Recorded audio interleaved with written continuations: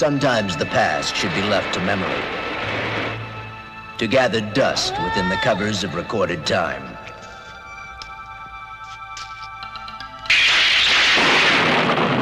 In 100 years, I'll have my revenge on your great-granddaughter. A tale of possession, revenge, insatiable desire, and an evil that will not die. She is the South Sea Queen. She is the Nasty Hunter.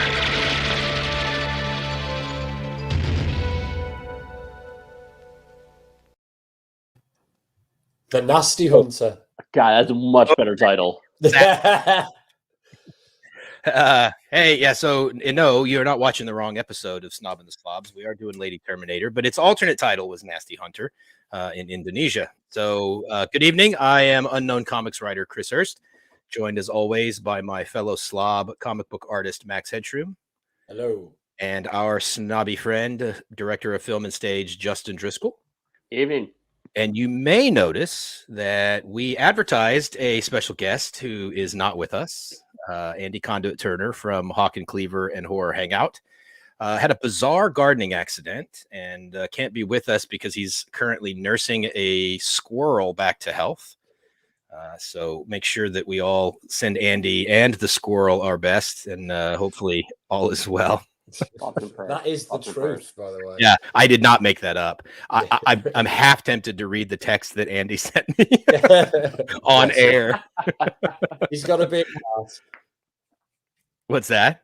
He's got a big heart, clearly.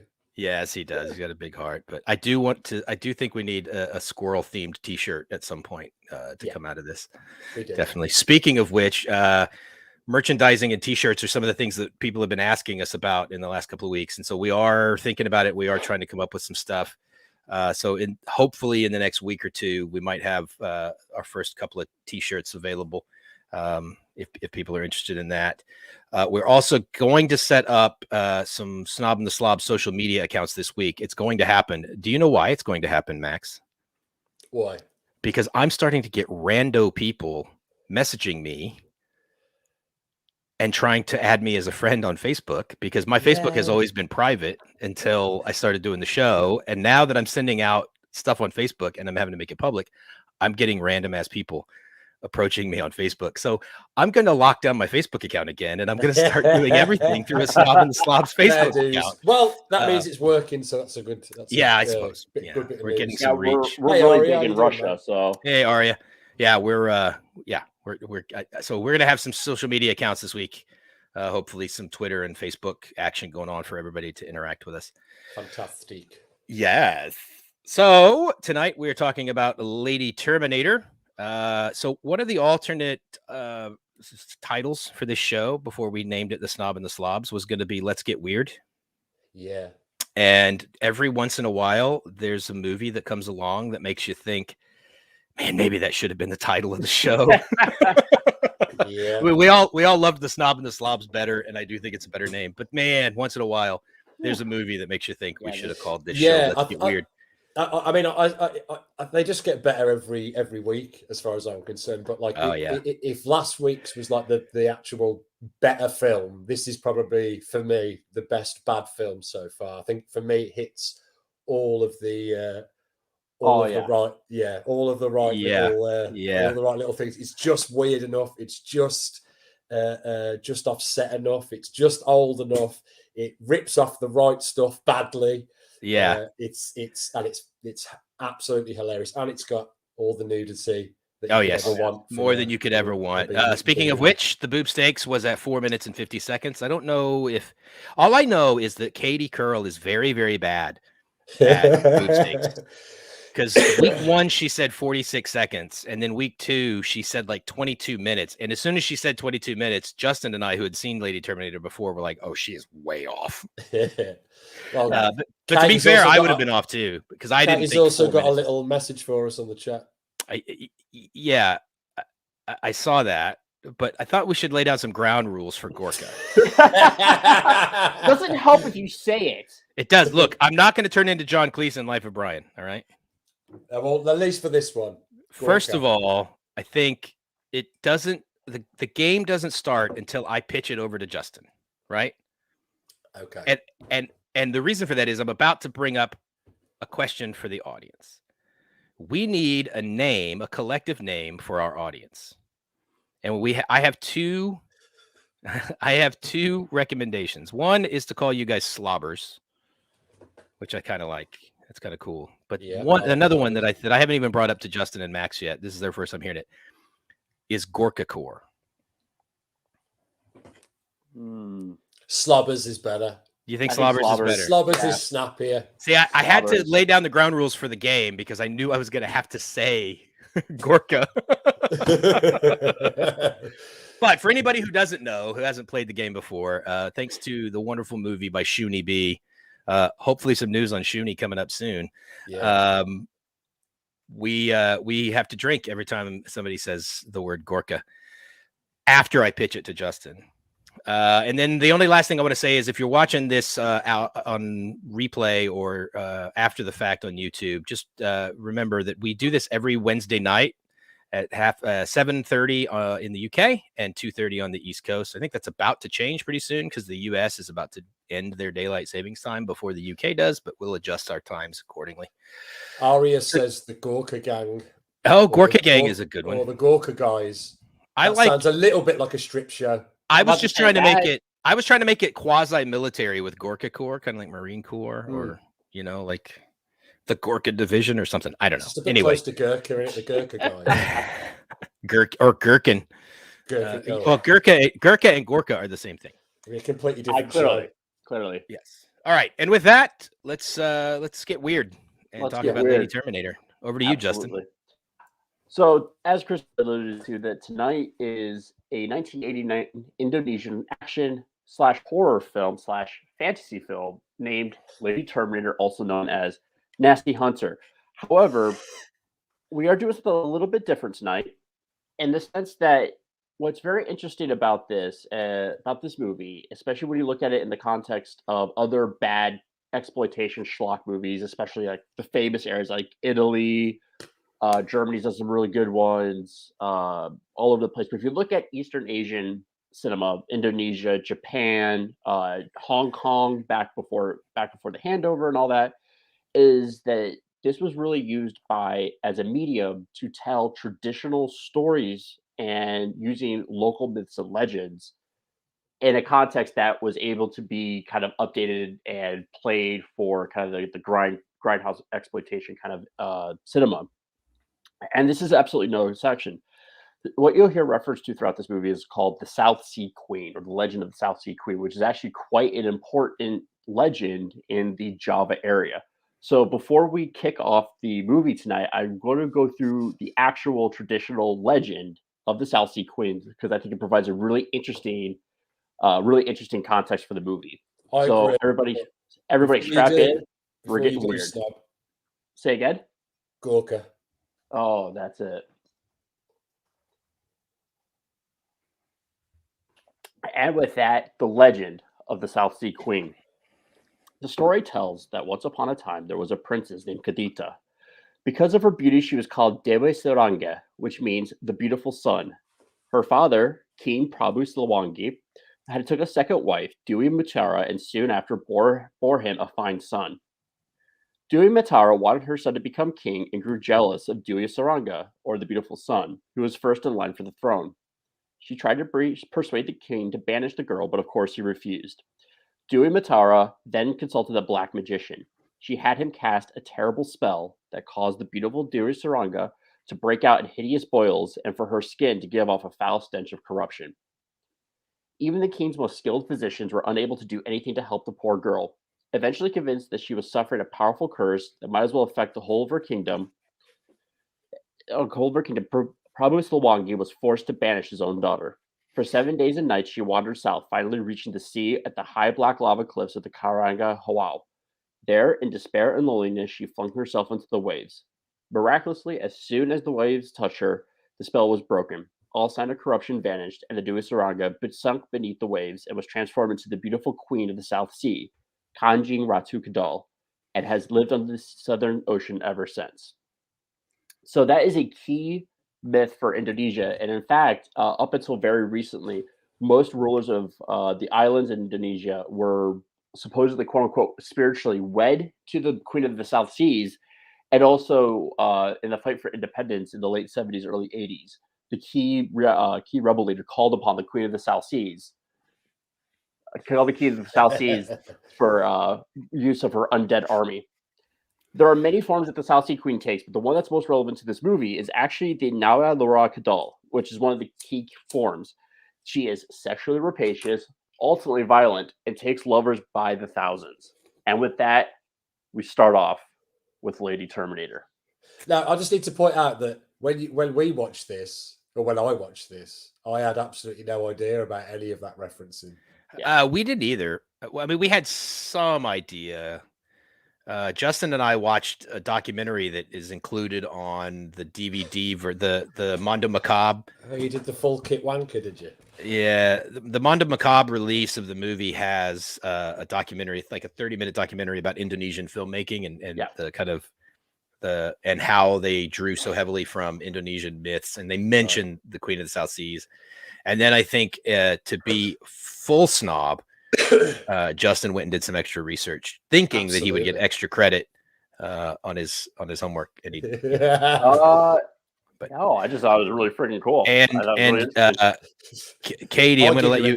Katie, I'm going to let you in on a little production secret of the Snob and the Slobs. That mug has been empty every week. Yeah, he's pussying out. No, it's because I drink my tea when we're doing the 30 minutes before the show goes on. And by the time we go on the air, my tea is empty. He's got tea. I got tea. Yes. It's just aged and made in Kentucky with rye. Oh, goodness. All right. And with that, we kick off into Lady Terminator. We opened up on a black castle on the cliffs overlooking the ocean, which is a key part of the Queen of the South Seas mythology and mythos. It's here that we meet the beautiful Queen of the South Seas, doing what she does best, which is being very clearly unsatisfied by yet another husband. Riding him like a cowgirl on a horse, she eventually, with her vagina, bites his dick off, spurting blood all over his chest and face, killing him. And with that, she is yet to remain unsatisfied, causing her to claim out.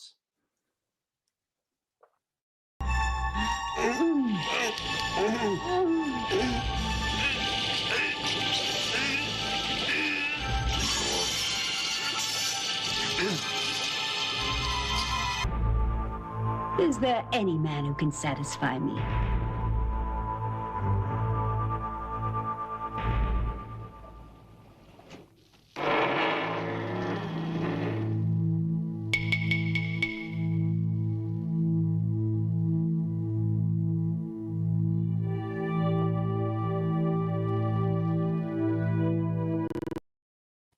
I love his pose. I love that. He just, the Satisfier. By the way, I gotta say, out of the 5 movies that we've done for this show so far, that guy in the opening has the second best haircut that I've seen. Funny enough, the first best is also in this movie and coming up later. So, and that is incredible. Oh yes, that's fucking glorious. Yeah. So, Holmes Skillet shows up, man on a white horse, literally, and claims that he can satisfy her, and does so. But before they're able to consummate, he spies that there is an eel crawling out of her vagina and snatches that out and turns it into a dagger. Upset that he's stolen her power and satisfied her sexually, she casts him out and runs away from the castle. Standing before the ocean, she claims that she will marry, or that she will join with the forces of evil, cursing in 100 years his great-granddaughter. And with that, we have the opening titles for Nasty Hunter. It's a tale as old as Lady time, Terminator. It's funny that, like, when we watched it the other night, Justin was like, "It's an oddly specific curse." Yeah. Yeah. So I was actually curious. It was like, it's 100 years. It's 1989. Did something like specific happen in Indonesian history in 1889? Nope. They just randomly picked out 100 years and, your great-granddaughter. Right. Yeah, that's which that's once again that's oddly specific and and is 100. I mean, I guess great granddaughter could be 100 years later. Yeah. And what we didn't find out as well is all this Indonesian mythos is Thanks, really Simon. just a tool to tell another story, which is called the Terminator. Yes. We haven't even mentioned that part yet, but yes, it is. Oh my god! I mean, it's so well hidden that it is. It's very subtle. It's very nuanced. You have to have a really good reading of early 80s sci-fi cinema to get the references. Yeah, the producers obviously wanted it to happen, and absolutely nothing sci-fi in this movie whatsoever, and yet they have the 80s computer font with the weird bulbing. It's the little story tricks that they get into just so they can do certain scenes that are in the Terminator that they wouldn't be in there otherwise. Yeah, no, I will say like it's very clearly forcing itself in that direction, and I think there's one scene that very clearly is just it has to rip it off, but it all flows organically within the story. It's not like wait, hold on a second, why did that show up out of nowhere? Like even the eyeball scene. Yeah, the eyeball scene. We'll get to that. But there's another one at the end that we'll talk about probably that like they threw in. You said there's nothing sci-fi in the entire movie, and then at the end of the movie, like for no reason, she has laser eyes. Yeah, I took that as magic death vision type. I think most people would have seen that as a lame attempt at sci-fi. Can we get the Big Buddha is watching message up on the screen, please?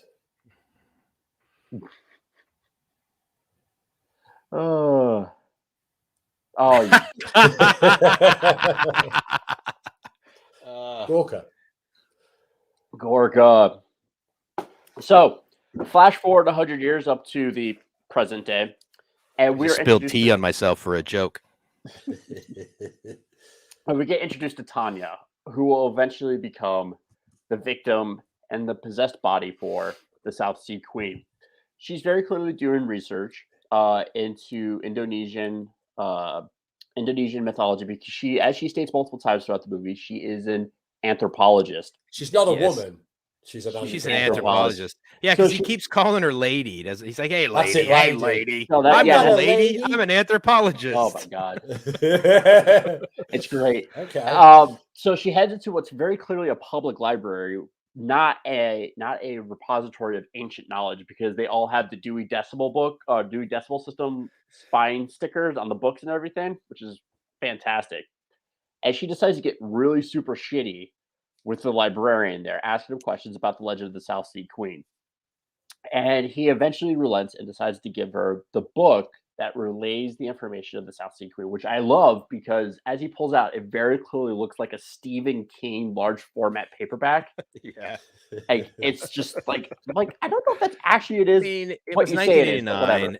It was 1989, and Stephen King was all the rage. I mean, fair. So she is he's very hesitant to give this information over, much like horror movie tropes. The local or the old man tries to wave off the the frankly stupid typically white person. And this is her first time claiming that she's an anthropologist. She's not a little girl, she's an anthropologist. And I think this is one of my first favorite lines in this movie is a fate worse than you can imagine.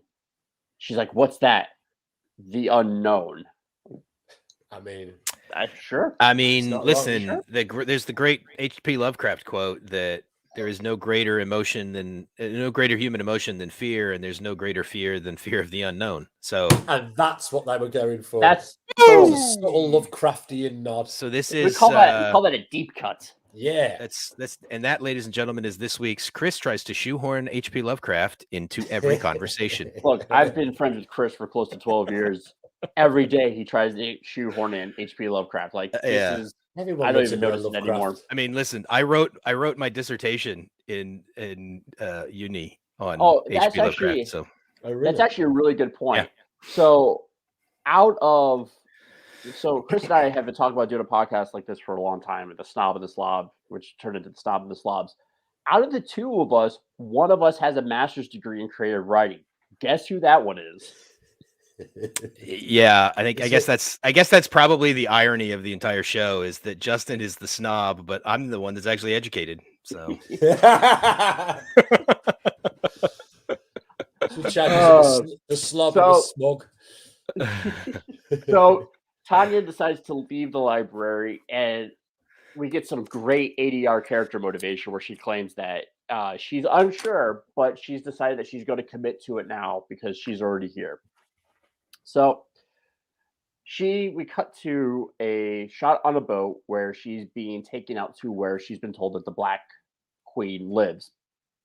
And there the captain of the boat decides that he has not taken her any further, that he has heard way too many legends, that too many people have disappeared, and he keeps calling her lady, which second best line in this movie, I'm not a lady, I'm an anthropologist. Yeah. And it's at this scene that you start to notice, much like the legend that is Shuni B, every bit of dialogue in this movie is ADR'd. Oh yeah, absolutely. Yeah. And you can at least the outdoor stuff, everything out, and you could you can always tell because there's no natural noise. You don't hear the sea, you don't hear sea. Yeah. I think that's becoming a requirement for me to give a point to a bad film. Is it ADR'd? Yes. Yeah. 1 point. Although I did make the point. ADR is funny as fuck. Although I did make the point that this is probably not even, because it was 1989, I don't know if like the modern kind of standards of ADR actually exist. They were probably just looping. Probably not, but I don't care. Oh, yeah. If it's there, it's good. Yeah. Yeah. Absolutely. Okay, so she decides that she's going to pull out a book and point out the legend of the South Sea Queen and where it's all at. Very clearly, it is not the same book that was used. That was given to her. And like I said, it was great. Like you mentioned, everything's ADR. So we get this great shot. Oh yeah, the first mate's name is Popeye. It is Popeye. I did not notice that. So tired. It's just dense. And it's something. It's something. And then you get this great ADR editing where they talk about where the knife is at, or where the castle is at. And it's very clearly the same shot of her tapping the book and just ADR'd over it. So it's ADR'd with the editing to try and get some exposition in. Yeah. And they didn't even sync the ADR very well. No, not at all. Like if you look at it in certain scenes, it looks like they're actually speaking Indonesian because it doesn't sync up. Again, that is a plus. Absolutely. That is a plus but then you actually read their lips and you're like, no, they're speaking fucking English. Yeah, why is it not synced up? Did nobody have the little thingy thing? That's what the thingy thing is for. Yeah, it's definitely a plus for me on the bad movies. Slightly out ADR. Perfect. You kind of expect it, I think. It's why it threw me off a little bit, because with Eastern films, I mean, you and I have both watched, and Justin as well, have watched a lot of kung fu movies and like a lot of the bad, like overdubbed kung fu movies, and that's what it seemed like at first, and then you finally recognize, oh no, they've just ADR'd all of this shit and they didn't sync it very well, and so it looks like it's overdubbed in English, but no, it's part of the genre. It's just bad ADR. Oh yeah, I love it. It also adds something too, because hello. He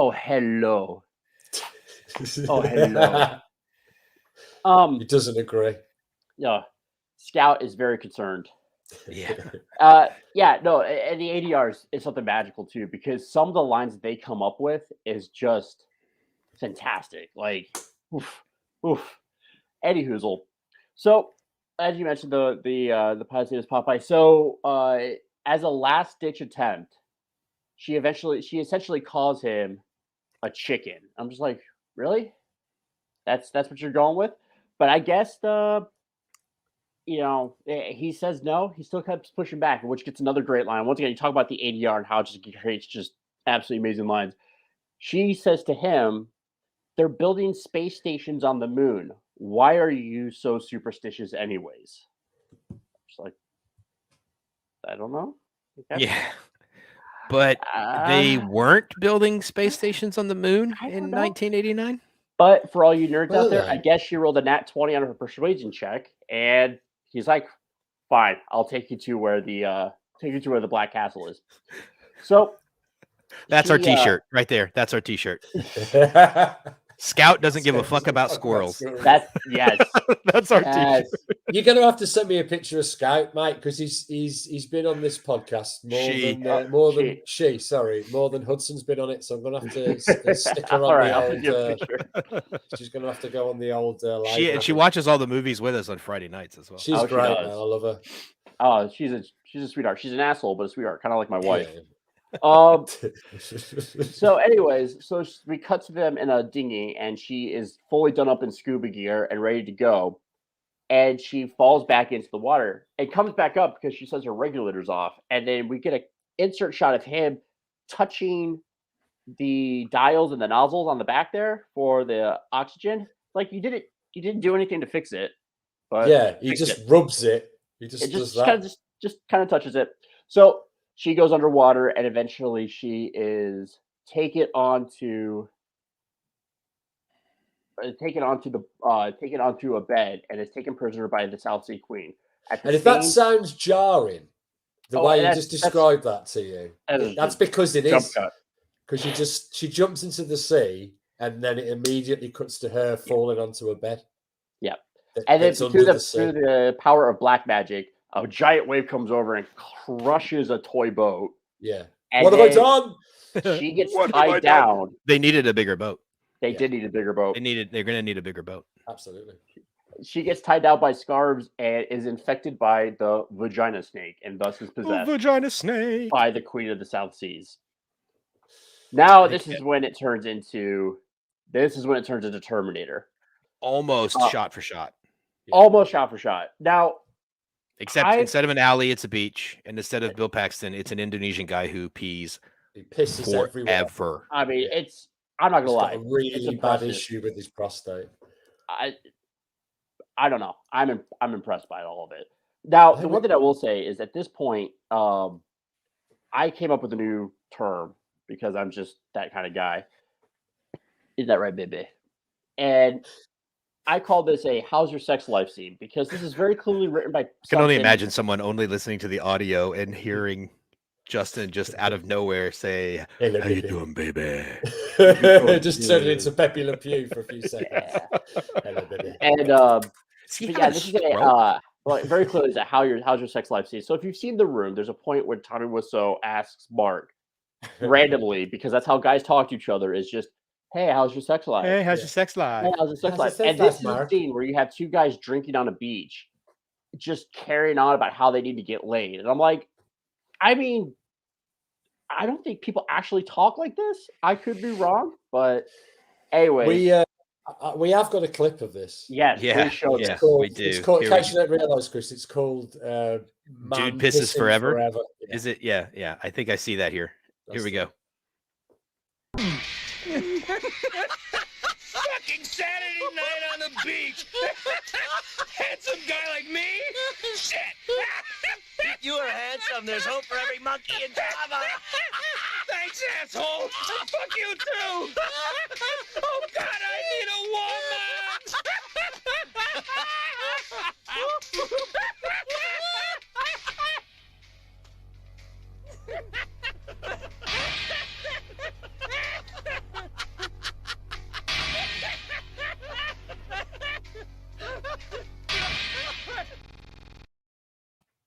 And that is what he pissed. I can honestly say that. Yeah. I've been really, really drunk in my life. I don't think I've ever pissed that long or that straight up in the air. Yeah. I've been with you when you've been extremely when he's peed like that. Well, he's been really wankered, and I've seen fluid fire out of his face. Another last scene that you've ever seen, but never out of his penis. I blame Katie for bringing me McDonald's. What is great here is at the end of that whole thing, as he by the laws of physics, Katie, he should have pissed in his mouth. Yes, he absolutely should have. That's true magic, though. That's true magic. And what's great is as she's walking out of the ocean, he shouts out, "Remember the legend of the South Sea Queen? I wish she could come right now." Yeah, And Von Smoot even says that. Yeah, yeah, he calls that quote. yeah, absolutely. Good call, Von Smoot. That's exactly. So he decides That's what we call on the nose dialogue. Woo! Yeah. No, I think it's called foreshadowing and irony. I don't know. It's called clever writing. Yeah, So it is they indeed. decide to have sex. And what's great is that she rolls up on him. He takes her to the car, and his friends all like, "Fucking three-way, let's do it." He's like, "Get the fuck out of here." So he throws her onto the back seat, and I just gotta say, South Sea Queen has some wicked ass tan lines, and of course. And you cut to the front, and you just see the car just rocking back and forth. And then you cut back into the car magically. Now, I don't know how this is physically possible. She has flipped over on top of him and is going for it. She comes out of the car. He is excited about sloppy seconds, and he dies after getting his dick bitten off, just like his friend, and just like another person that's going to unfortunately cross her path here in a few minutes. I'm sorry, but can you see what Katie Curls put?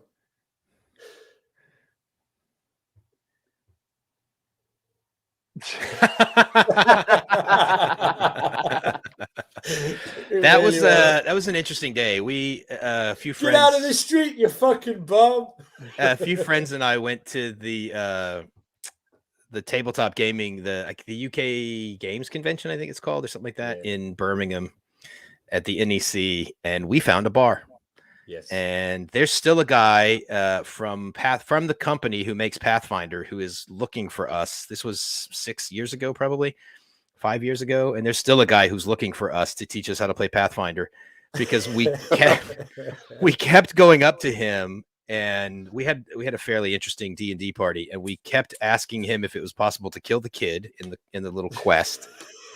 And then he would look at us kind of funny, and he would go off and say, "Oh, I'm going to go get all the stuff to play the game, and then I'll come back." And then we would just fuck off and go back to the bar. And then a few hours later, we would come back again, and we would look at him, and we would, and it was me. I kept looking at him saying, "Dude, where'd you go?" And tried to like gaslight this. I'm drunkenly gaslighting this guy into thinking that he was the one that had abandoned us. And then Max and Katie showed up later, and they had to start buying alcohol for us because we got cut off. Yeah. Oh, Jesus.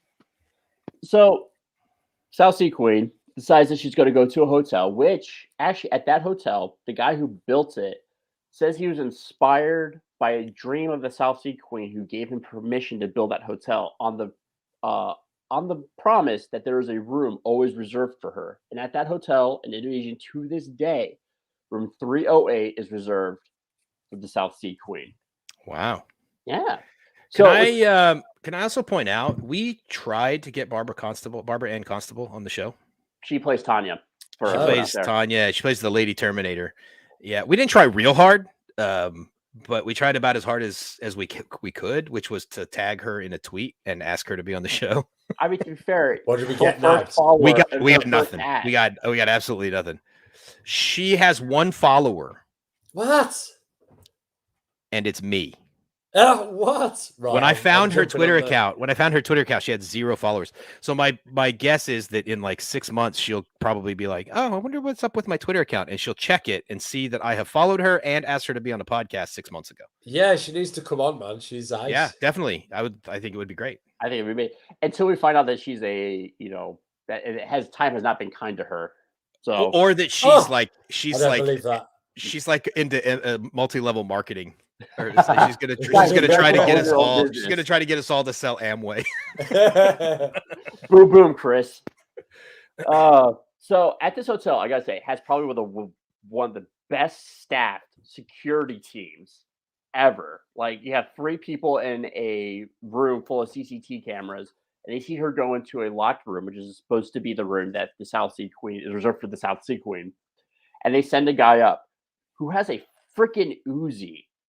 Like, he just rolls up and he is armed to the teeth.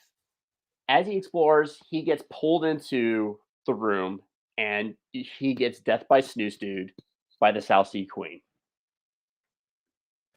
So we now cut to meet the hero of our story, the protagonist, literally the whitest dude to ever be put on camera. His name is Max McNeil.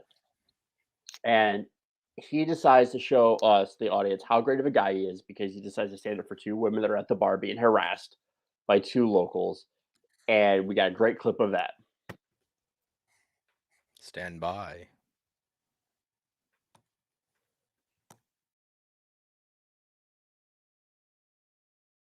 You want to feel it first? Oh! Hi, asshole. Have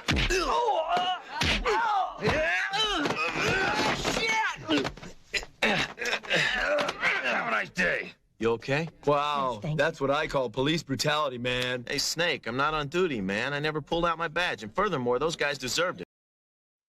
Furthermore, Ladies and gentlemen, way, let me introduce you to Snake.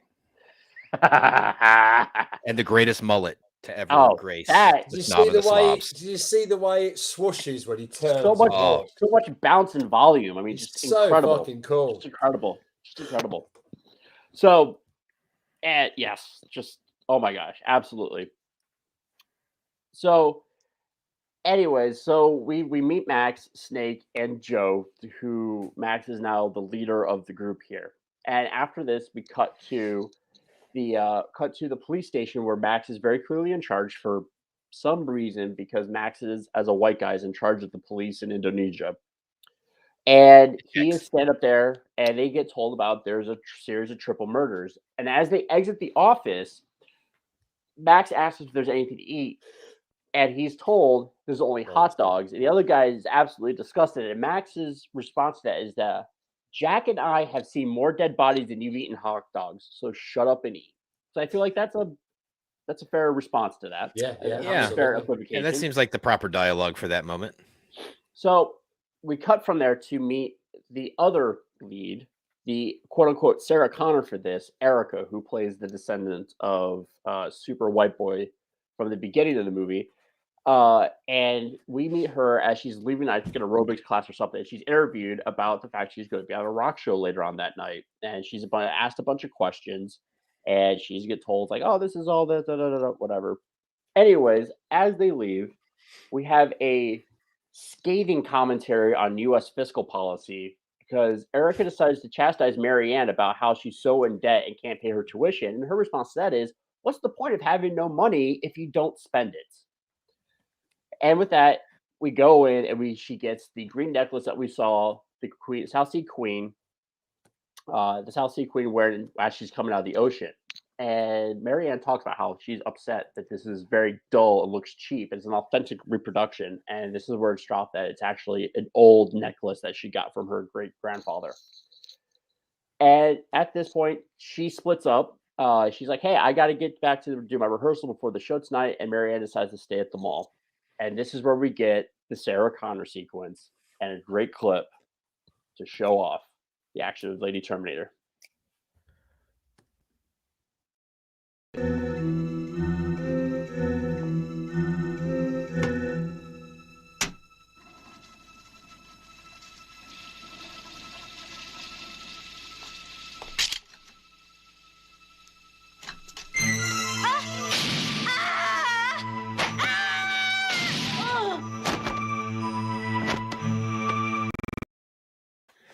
Oh, I love it. I love it. Oh my god. I will The say, thing that great we don't sport have- effect. The thing we Great. don't have in that clip is that after the girl falls dead and she's laying there, she actually blinks. Yeah, well, to be does fair, she? Yeah. she does. So what happens is she falls back. So the idea is much like in Terminator when Arnold Schwarzenegger is trying to find Sarah Connors and he finds 3 Sarah Connors in the phone book. The idea is she's following the green necklace, and Marianne has the fake necklace, and Erica, the lead girl, has the actual necklace. And so she follows one and not the other. And so she goes to take the necklace back from her, having thinking she's killed her quarry.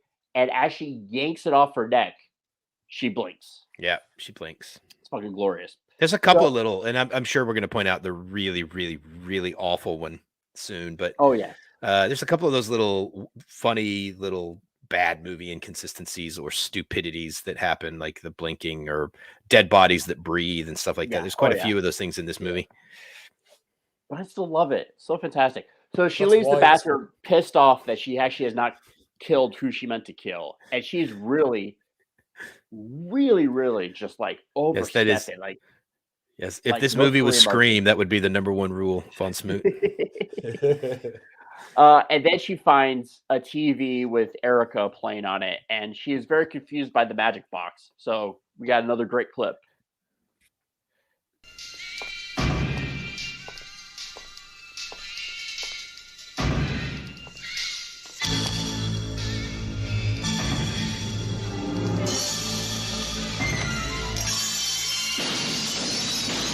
Hey, stop!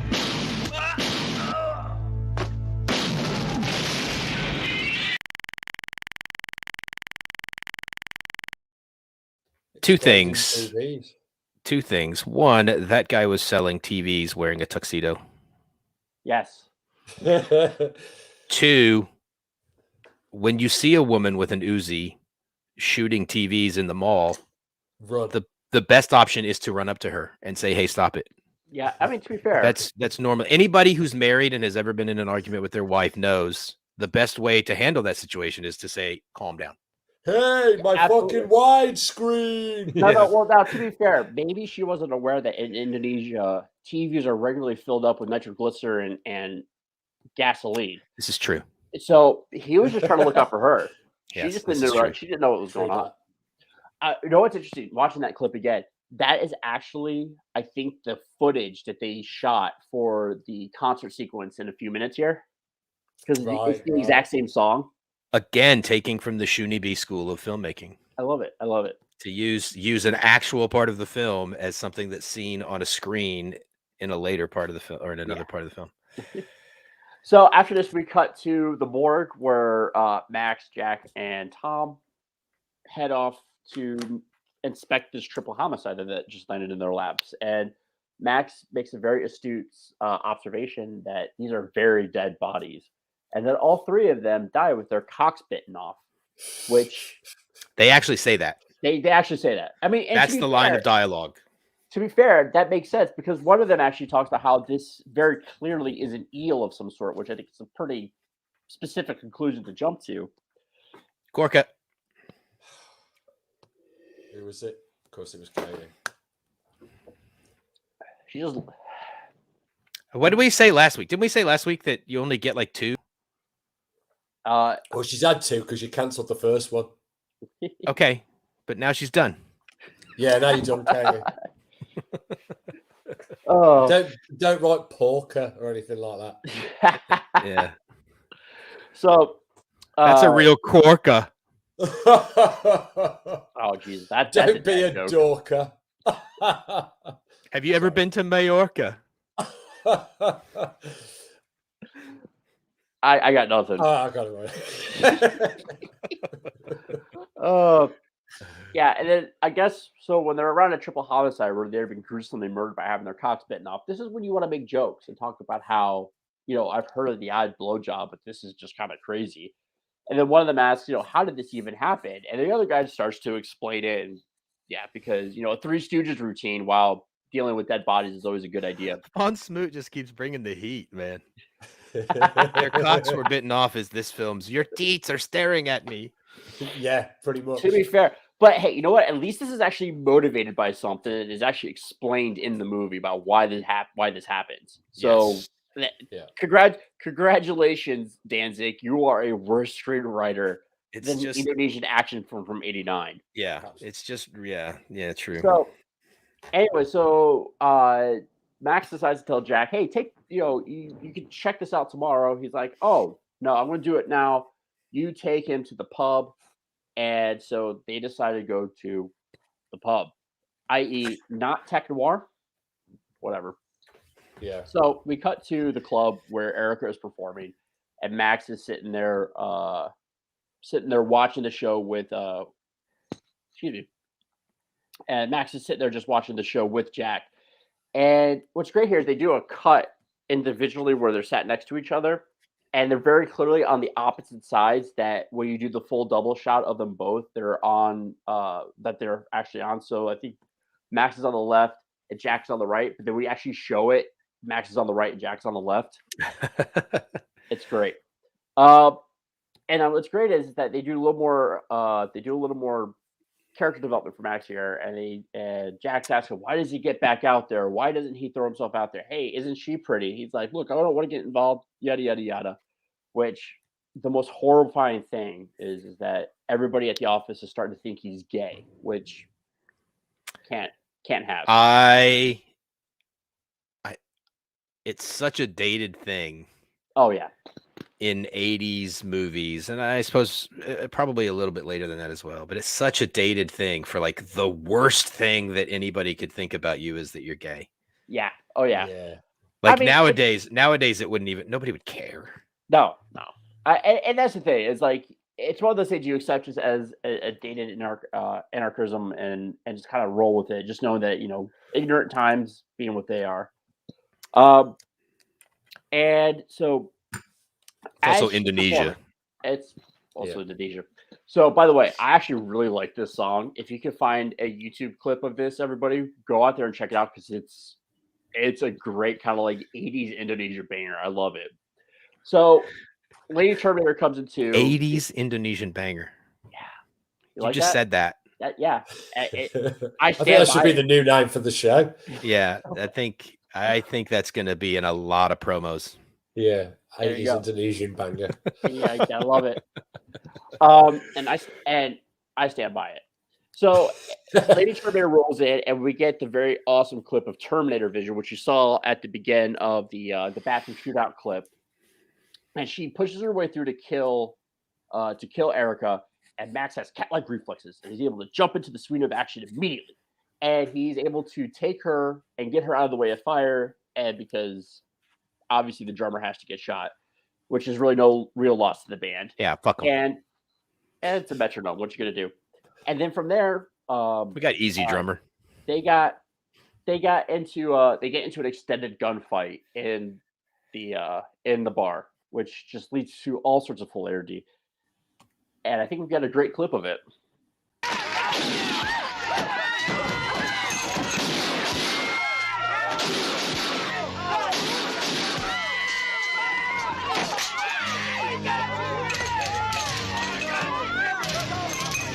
Let's go this way.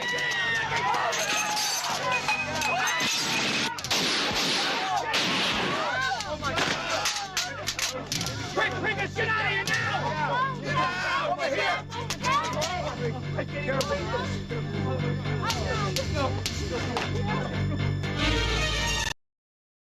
I love how she keeps getting back up. And every time she gets back up, they've got to do the little Terminator finger thing. Yeah, the finger move.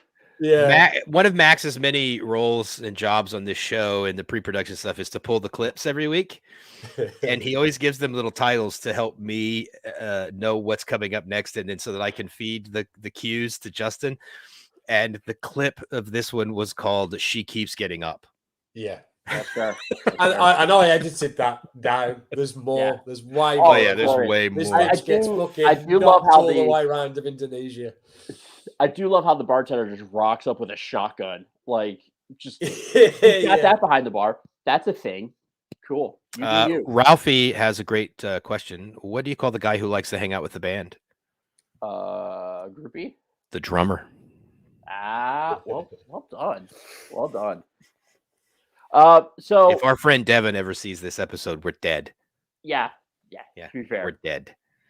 So we I love that clip too. You get this great delayed shot of her jumping back after she gets shot. Like the squib goes off, and then she just kind of jumps back.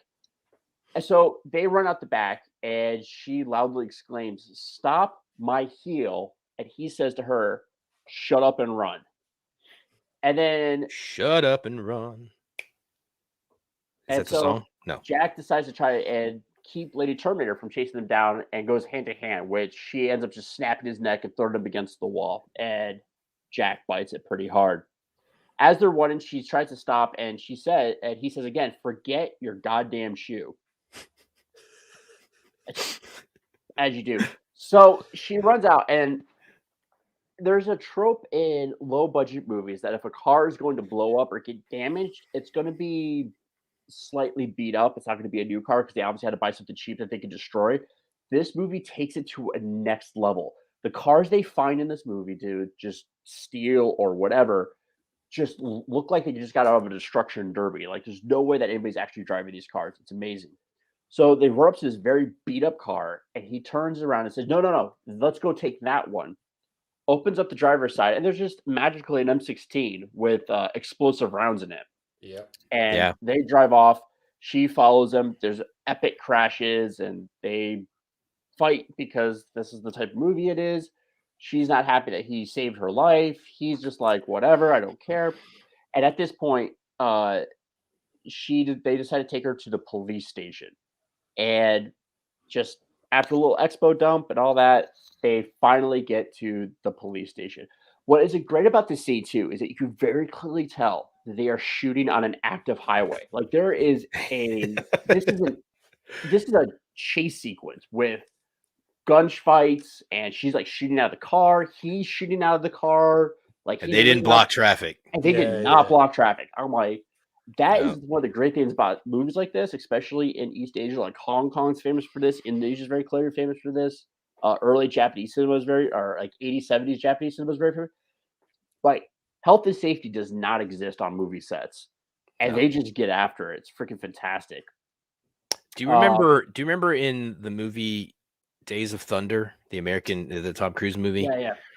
They actually caught shit in that movie because there's a scene where he drives a car on a beach, and they ended up, when they were filming that scene, they killed a bunch of seagulls. What? Yeah, and so like they caught shit for killing seagulls. Can you imagine if they drove through like on I-5 in LA? First of all, you couldn't drive like that on I-5 in LA. It would be more like sitting in a parking lot. Yeah. But if you just like drove down, like say Hollywood Boulevard, just shooting out of the window, no permit, no blocking off the streets, nothing, people would lose their minds. Oh, yeah, it's crazy. Sure. Turner wouldn't be happy. What's that? Turner wouldn't be happy. Yeah. Not at all. yeah. I don't think any squirrels were injured during Days of Thunder. Well, fuck them then. Yeah, it's okay. At the end of the sequence, there's a great line too. I just want to throw out there. Take the wheel. I'm gonna have some fun. So they do while driving, driver passenger switch. So she's driving the car, so he's lean out the car and shoot guns at Lady Terminator. And then finally they get to the police station.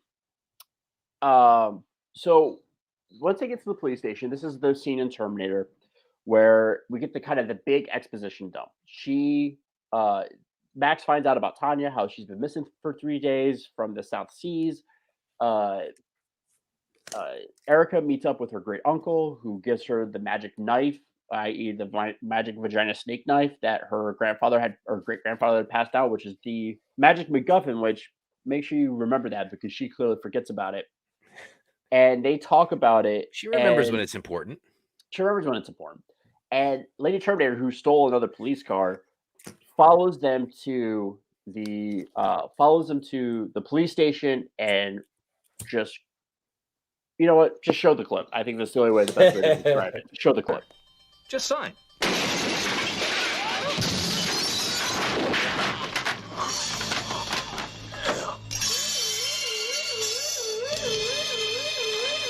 Wake up, Pono. We got an alert.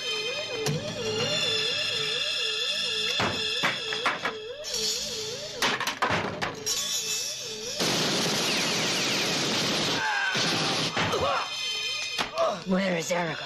Where?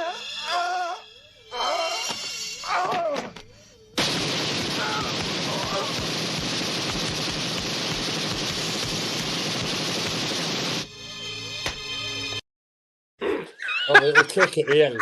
He's not going to tell you now. I love how she just straight up empties the clip into it. She just empties the magazine into him, like shoots 30 rounds into him, and then still feels the need to kick him in the dick. I mean, and I missed it the first 2 times I watched this movie. Did that dude say "wake up, homo"? No, I don't think so. When? Listen to it. I'm gonna play. I'm gonna play it again. Listen to it. I'll stop it right after that line, but listen. Just sign.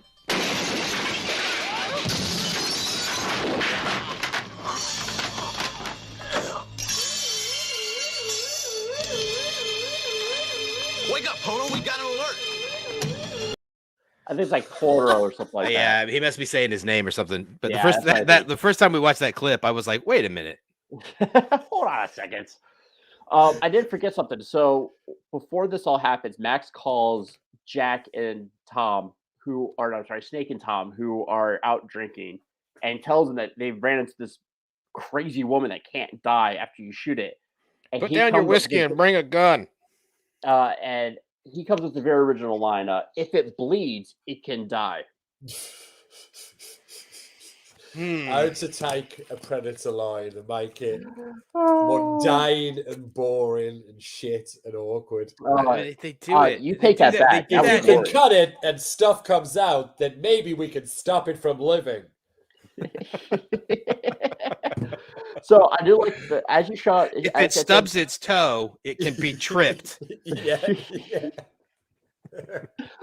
I do love at the end of that clip though, like the alarms are going off, everything's going crazy, and Max and Tom runs out, and like the guy at the computer just seems absolutely nonplussed, like does not care. So I noticed that a lot in some of these.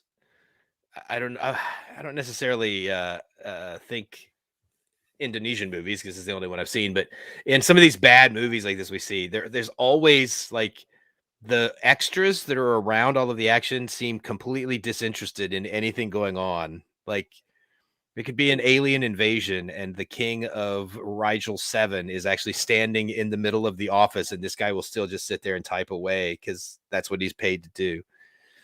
Yeah, no, sure. I will say this, like, I think it's one of those things that, so when you're shooting a movie, American comics, when you're shooting a movie, you'll give two commands for action. You give background action and then action. So background action is supposed to cue the background actors so that they're tracking on what's going on and it makes it look like something actually going on. It's not just an artificial start to the scene.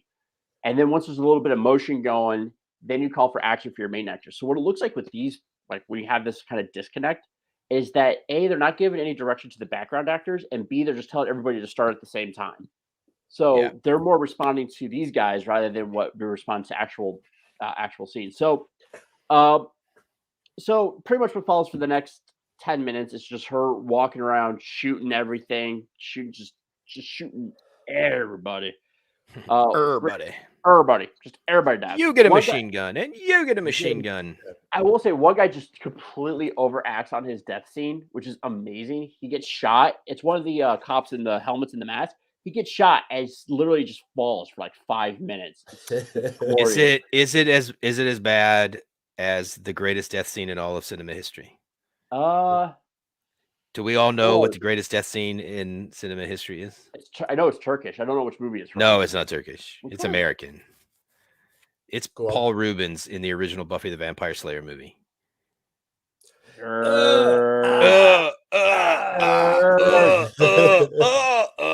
And I love that the credits roll, and at the end, like the mid-credit sting on that, or the end credit sting on that movie, is him still laying there going, God, so dumb. Yeah. So she's walking around just shooting everybody, doing her thing. And this is when we meet the uncle decides that he's going to step up, and after that, the uncle's going to step up and protect Erica, let her get away. So he throws out. He decides he's stepping up, and he confronts her with the magical necklace, which allows him to be impervious to bullets. He charges it up with magic and shoots her in the eye with it, but finds out that without it, he is not bulletproof. And we have a great clip. Mm-hmm.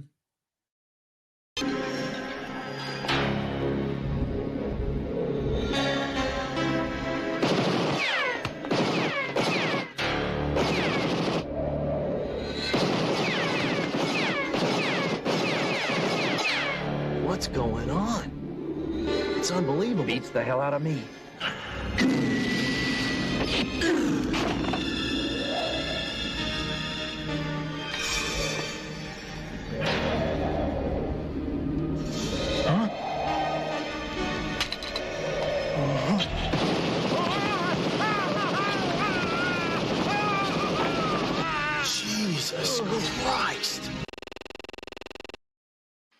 There's a few things going on there, right?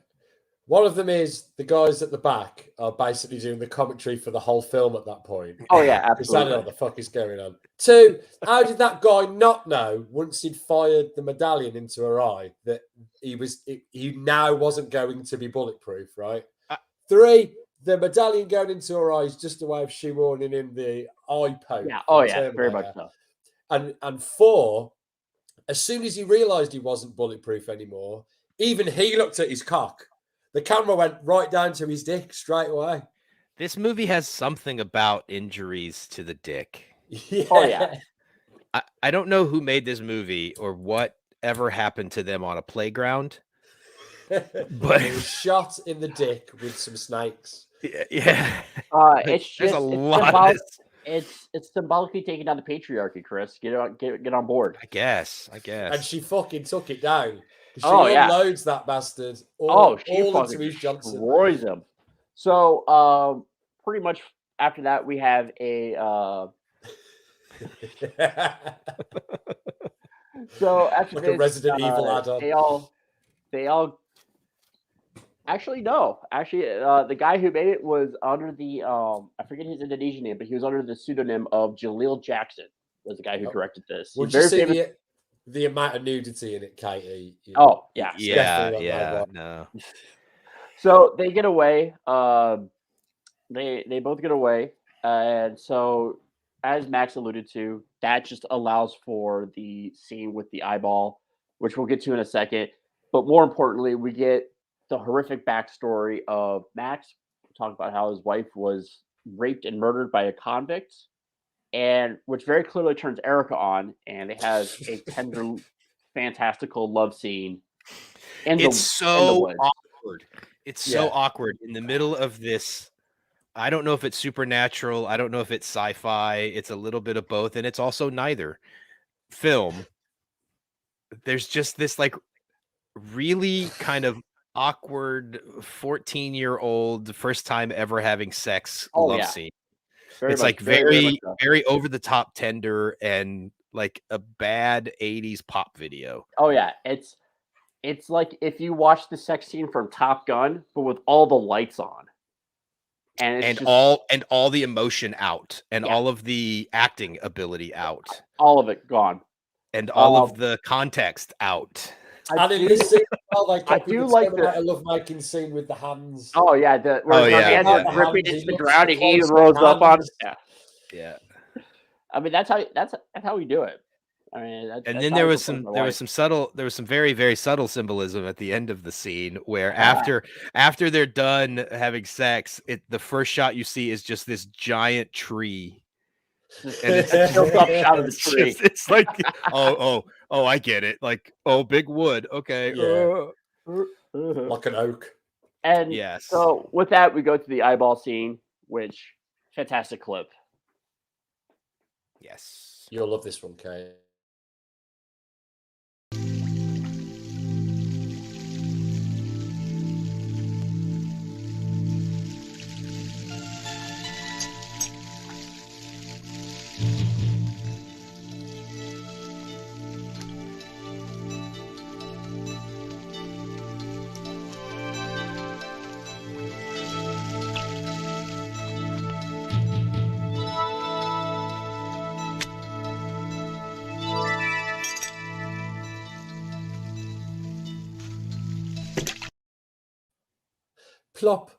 Plop. Which spoiler? There's no reason for her to do that because she's invulnerable. The blade shouldn't penetrate her eye, and her eye grows back immediately. Oh no! She puts the eye back. It's just does she puts it back in the other side. So she's very clearly taken out her. I know, Scout, isn't that right? So she's very clearly taken out her left eye. And I love how it plops down, and it's literally the size of a softball landed in the sink. And then she cleans out her left eye, but when she puts it back in, she does this on her right eye and smooshes it back in, and then deadpans to the camera. I thought about it after the fact. I wonder if the intent was for it to be in a mirror, and they just kind of fucked up the shot, and so it's just an inconsistent. Like she was clearly looking in a mirror, Yeah. Right. So was it intended to be she's pulling it, we get a frontal view of her pulling the left eye out, and then when that second shot is supposed to be in the mirror, but they just fucked up the shot. I can see it. We've gone dark. Oh, son of a bitch. Yeah. We're gonna have to figure something out on these clips. Just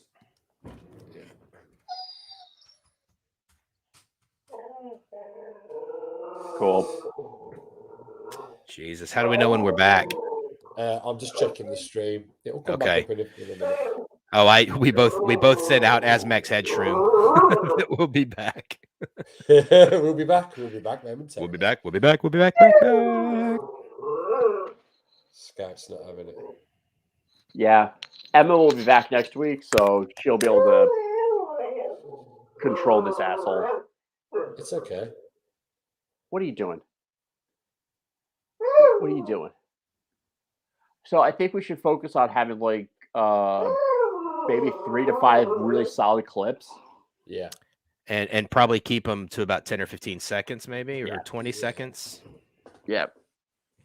I mean, I don't know how long these clips have been, but do you know when we'll be back?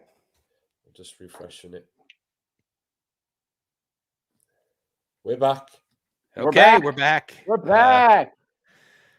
So this keeps happening to us. We're trying to. Sorry about that, everyone. Yeah, we're still stumbling our way through figuring out how to show you guys clips and share kind of our love of these movies, and not get hit with copyright violations. And it's all a YouTube. For those that don't know, it's all a YouTube algorithm. There's nobody actually copyright striking us or making complaints against us.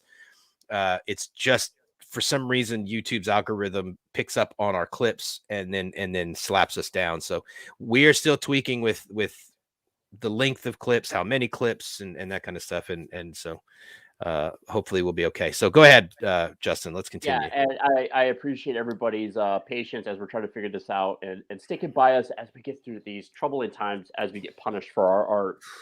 So Gorka. After this, Gorka. So after this, we get in to probably hands down the craziest climax. Oof. I see. And I just wanted to show everyone that one more time. We get into the craziest. So as we had talked about earlier, the chase scene on the highway, you could very clearly tell that they did not shut off the highway, that they were actually driving at those speeds, actually doing what they're doing. This freaking we agree, Ralph. This climax at the airport is just glorious. Like that alone is worth the price of admission. So it's pretty amazing. Max gets back to the car and he's told that Snake and Tom are going to meet up with him at the airport, that they need to get to the airport. They're going to airlift Erica out. And they decide to go to the airport. And Lady Terminator finds them. Snake! Snake! It's definitely if Snake Plissken was based on. Oh, absolutely. If the movie had been made 10 years earlier. The funny thing is, I told Justin when we were watching this, I went to high school. Some people may or may not have heard of the band Cross Canadian Ragweed. They're like an alt country rock kind of band. I went to high school with those guys, and the singer, Cody Canada, could have played Snake if they ever do a remake of this movie. I should have pulled up a picture, but somebody Google Cody Canada and look at the picture. And I'm telling you, he could with the proper mullet, he could have played Snake. So we get to the airport for the absolutely glorious climax of this movie, where they are shooting the hell out of this car, and they are just doing everything they can to stop her, and nothing is stopping this car. And there's this great scene where they blow up this entire field, and they're like, "Oh, we finally got her." And then she freaking just Dukes of Hazzards it over and just through. And once again, this is a real car. Like, this isn't like, someone's stunt driving. Like, this is literally, they set up a ramp, set fire, and said, okay, you're going to drive that car at 70 miles right through that flame. And you're like, do it. The fuck I am. He's unstoppable. Unstoppable. And there's a great scene where they all do the fist bump, fist grab, everyone pump up, put their hands in, and let's go kick ass. Yeah, and they all say the kick ass. Yeah. Kick ass on 3. Yeah, they all say it at slightly different times. Like there's half a second between all of them, so it's like kick ass. It's so awkward. Kick ass. So they are kick a squirrel's ass. So Snake gets into an APC and takes this car out, rams it right into a gas tank, which is he is just loving it. You could tell he has the hugest heart on, just like ever. Shooting the hell out of this car. Car drives right to a gas tank, and he tells his friend to blow it up. Out of nowhere comes a rocket launcher, and they blow the car up. Where we think that she's dead. They finally defeated it, but if you've seen Terminator, you know that's not the end. Eat it, you bitch! Eat it, you bitch! Eat it, you bitch! And she crawls. We had a clip of that, but we're not going to play it now. She crawls out of the flames, and her final form, as the degenerated South Sea Queen, finally comes out with magical laser vision or sci-fi laser vision. I'm not sure which one. Yeah, there and she it is. goes into the final confrontation. She looks like Leatherface. She kind of does. Looks like now. I still like how she has. I still like how she has eyeshadow. Yeah, eyeshadow on. It's fantastic. Yeah, that's great. That is still some pretty fantastic makeup. I'm not gonna lie. Yeah, that's really good. The whole holds throughout the rest of the scene. The mic to her face. So they keep shooting at her. She's using her laser vision, and unfortunately, Snake is not protected by the power of his mullet. Takes a shot to the chest and dies. Yeah, the helicopter. Von Smoot called it the true hero of the movie. Yeah. Yes. Yeah. Rest in peace. Rest in peace.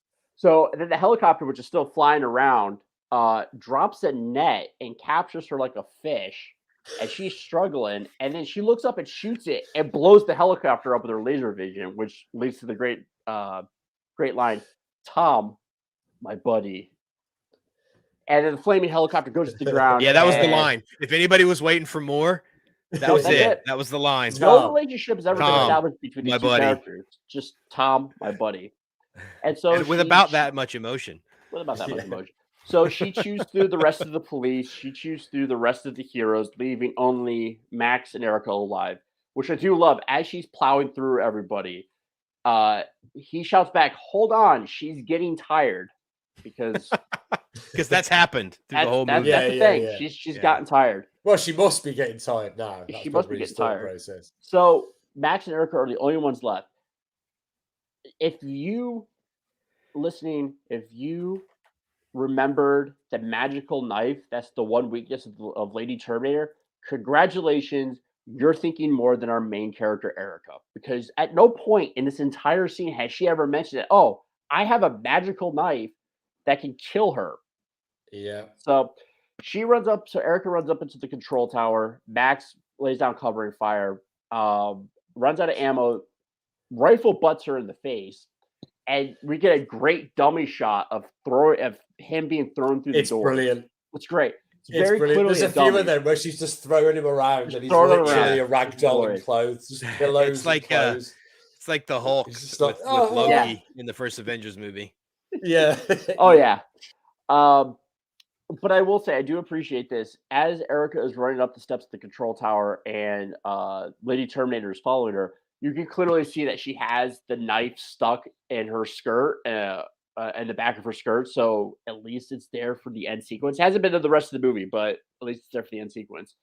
She finally gets up to the top. Max chases her all the way up there. Max straight up gets banged by Lady Terminator. He throw her down on the steps, and you think he breaks her back, but it's fine. And they're wrestling. It's cool. It's cool. It's cool. They're wrestling.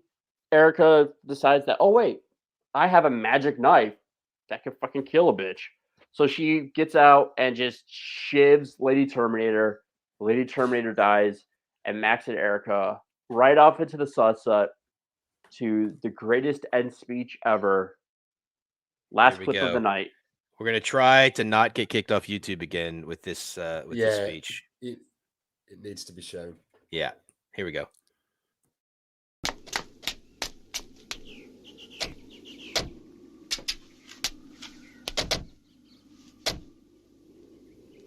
The struggle within our souls is never ending. The life of man short and brutal, torn between good and evil. Of the eternity around us, we know nothing. The stars look on. They have been here long before mankind appeared on our small planet, and will be here long after we are no more.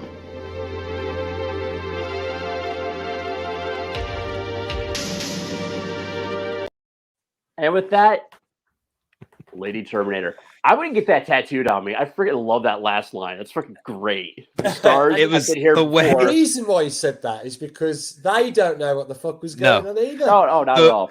I can't. I don't know if you can repeat it. Not because it's unrepeatable, but because you made it up on the spot, Max. But I can't remember your version of this when we had our pre-show meeting.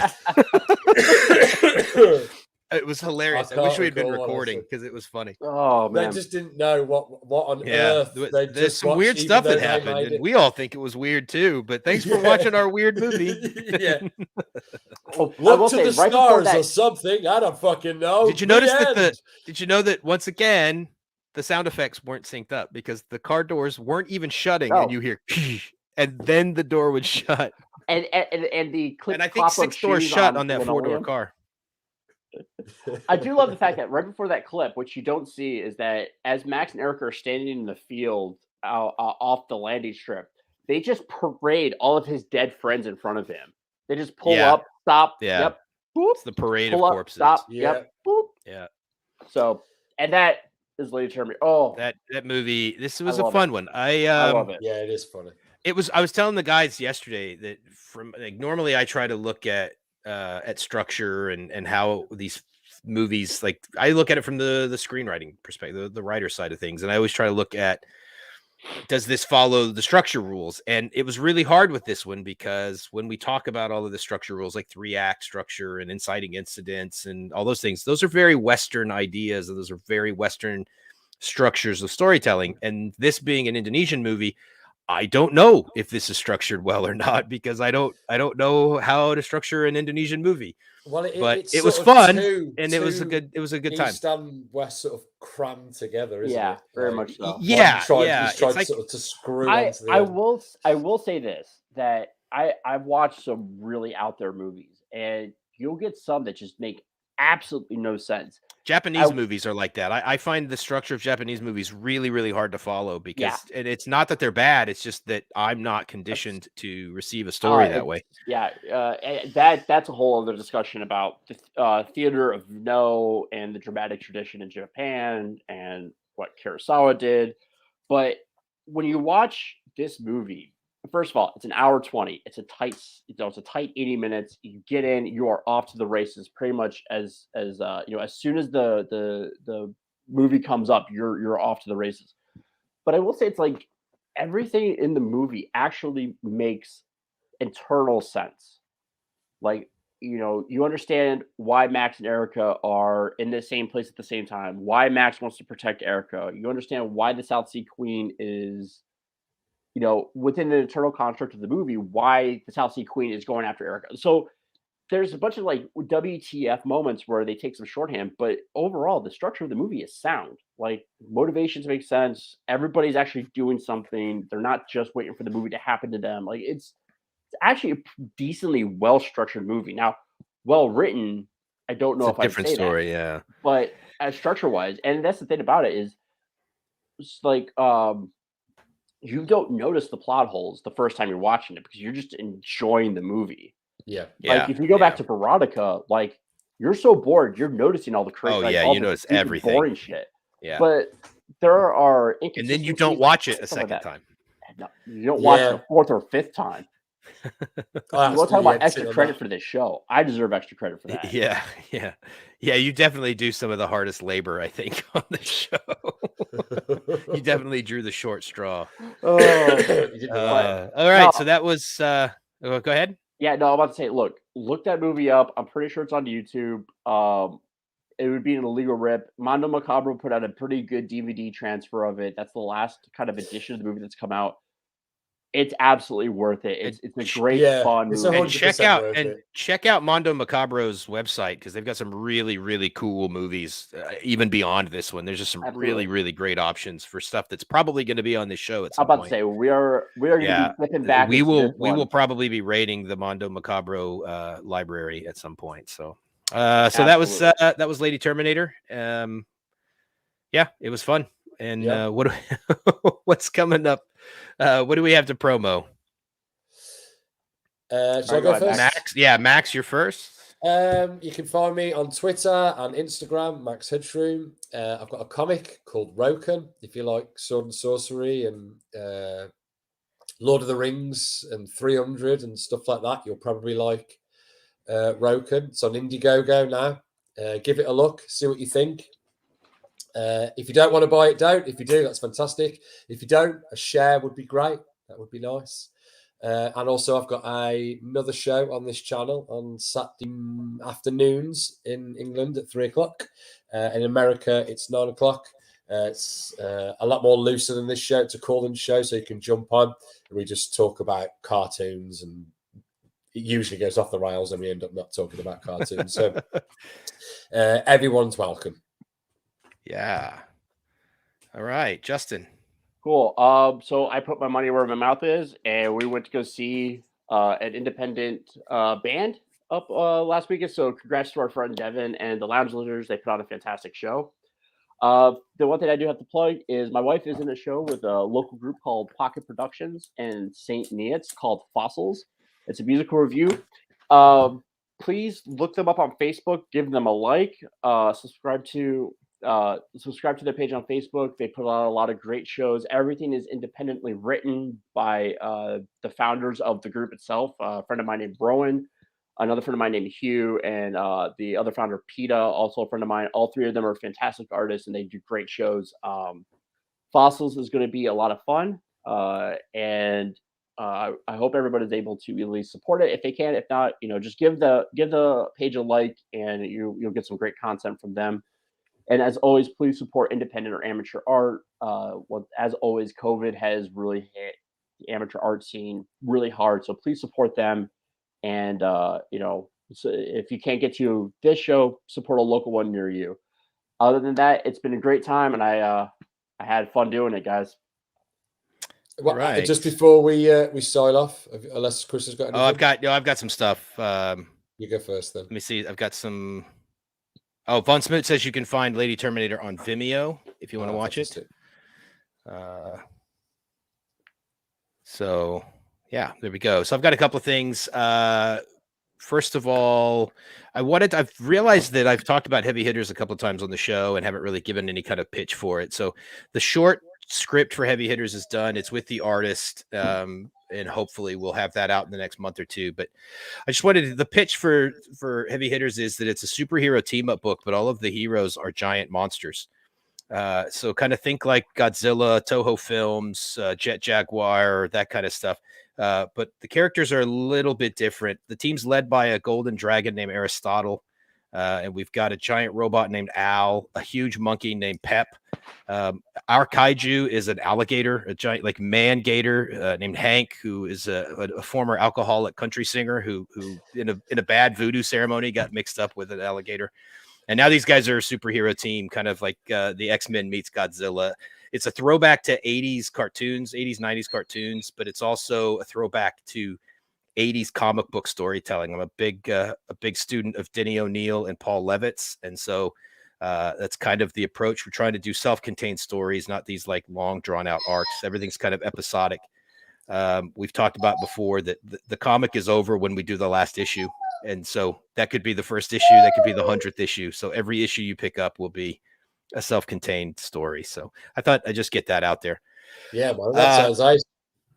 Another thing I wanted to promote this week is one thing is the band I mentioned a few weeks ago, Mourning the Fallen. They have a new album that just dropped yesterday called Book of Lies. So go check that out everywhere. Spotify, whatever your streaming service is, and on their YouTube channel. So check that out. But also, and more importantly, we have an ongoing campaign to get Shuni B to do a promo for our show. And in so doing, we are also trying to get Shuni B as many Twitter followers as we can. So go to @bshuni on Twitter and follow Shuni B. And while you're there, you'll be able to see updates from the set of Fight of Fury 2. It is in production. It is in production, my friends. And as we see, Discount Chuck Liddell is back. Here's another still that we got. I took these. All credit is due to Shuni B himself, because these came straight off of his Twitter. I feel like that girl with the camera's absolutely pissing herself. I think that's his daughter from the first movie. You know what's gonna be crazy is that they're gonna do this movie. It's gonna be about 2 years later that they're actually gonna release it. 2-3 years later, and she's gonna be 2-3 years older. Yeah, and they're not gonna. It's just gonna be like, oh, they're just not even gonna talk about it. They're not even gonna acknowledge. They're not even gonna acknowledge. There's not even gonna acknowledge that. I bet he doesn't fight brutal at the end of it. I bet if he does a series of films and he never fights brutal, I'd be happy with that. That would be great. We also mentioned, because we've actually reached out to Shuni on a couple of different platforms, trying to ask him to either come on the show or to do a promo for us. And I pointed out that if he goes back and watches our episode on Fight of Fury, his reaction is probably going to be to create 3 podcaster characters on Fight of Fury 2 that he can kick the shit out of. And I got to tell you, none of my children will have ever made me as happy as Shuni B would make me. I feel like that's what I was put on this earth to do, is to be an idiot character in a shitty movie to get beat up. If he beats the fuck out of 3 fly to California and then gives them I think we would we would do a GoFundMe to get all 3 of us to California to star in the movie and let Shuni beat the hell out of us. Yeah, I'd let him beat me up. Please. I'm here for it. Please, Shuni. 3 actors. That would do it. Yeah. I mean, we can't be any worse than everybody in your movie already. No. Next week's movie is Star Crash. It's 1978, I believe. Yes, guys. Yep. Kind of. It's one of these, like, there was a rash of in the late 70s following Star Wars. There were a bunch of these really bad knockoff Star Wars movies that were trying to capitalize on. Not just Star Wars, but Star Wars was the big one, but there was also a lot of other, there were also a lot of like space opera, sci-fi kind of stuff that was going on in the 70s and 80s. But so Star Crash is next week. That will be a lot of fun. I think that's pretty much all we have this week. Well, the latest on Squirrel Watch. Do you want to know? Yeah. Do you have the latest? I have the latest. He's still alive. Turner's took him in because it's cold outside, so he's now inside. His name is now Snake the Squirrel. Oh, I like it. I like it. And we're gonna. We need an image done of Snake the Squirrel with a Snake the Squirrel mullet. Yes. Well, we will find out if Snake the Squirrel survives on next week's show. Hopefully, yes. Tune in next week. Tune back in next week. And so, with that, we're going to say goodbye the way we always do with the famous John Waters quote: "Get more out of life. See a fucked up movie."